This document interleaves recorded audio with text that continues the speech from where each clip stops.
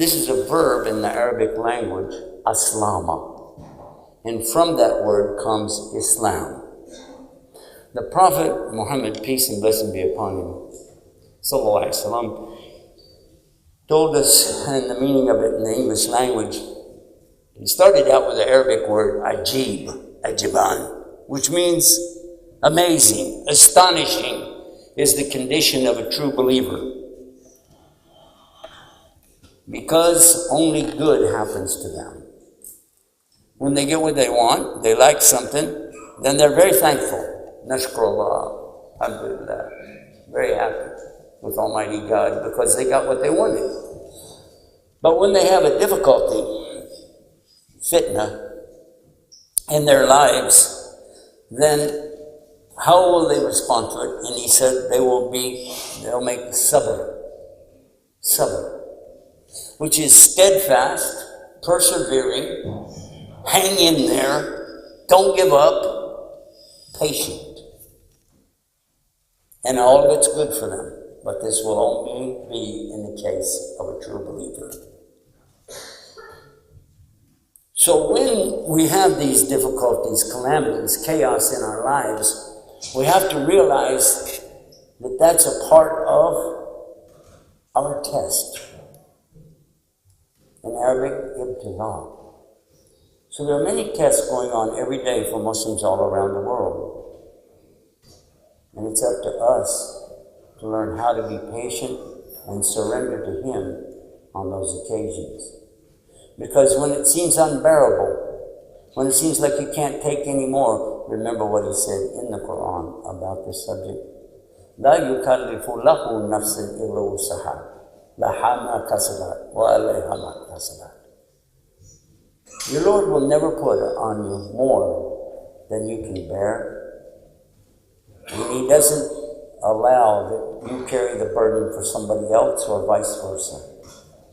Nobody carries the burden for someone else.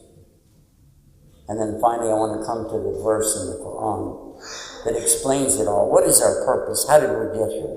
What's it all about? And He says in Surah Al-Dariyat, chapter 51, verse 56, أعوذ بالله من الشيطان الرجيم وما خلقت الجن والإنس إلا ليعبدون. That He did not create all of us except for worship to Him. And this is our topic. What is worship? What is worship? Ibadah, in the Arabiya, is how we usually bring to English, worship. We try to say worship equals that. It's a dedicated, total devotion to the one Almighty God. And this is really what we're looking for as Muslim, this total devotion, ibadah. And every human being, now suppose somebody said they're an atheist, and you do find that in some of the countries I visit, where you have a very large number of people who don't really want to believe in any kind of organized religion or God. So they will say, well, this ayah doesn't apply to me because I don't worship. But I'll beg to differ with anybody who says something like that and remind them that every single human being on this planet has desires. They have lust. They have a type of devotion for something. It may not be necessarily a statue or an idol. It may not necessarily be what we would say is a worship, but it's still there.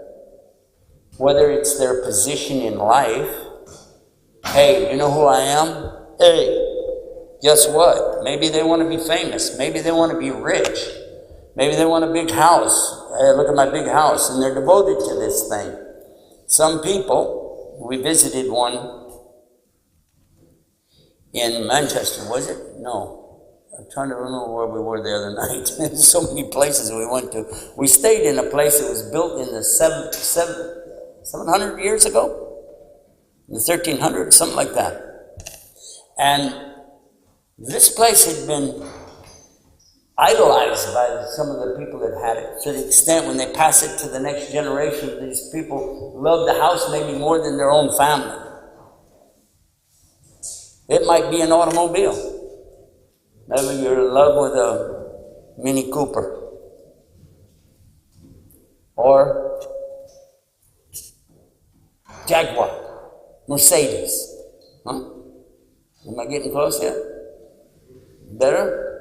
Rolls Royce. Oh, now look at it. Oh, Rolls Royce. Okay. So that would be what? If you had it and you're all excited and that's it and you love it, anybody scratch it, you're going to call the police, right? Hey, this guy scratched my car. This beautiful car. Sometimes we have an object in this dunya, we name it, we call it, this is my car, George. How do you do, George? Do I shake your tire? I don't know what to do. People fall in love with this stuff, right or wrong. Maybe it's a big screen. Maybe it's the game. Maybe, and in some cases, somebody fall in love with sports so much that maybe they can't do it. They want their kids to do the sport or become a doctor. You know, you have to be a doctor. And that's the only way your mother's going to be happy with you. You have to be a doctor.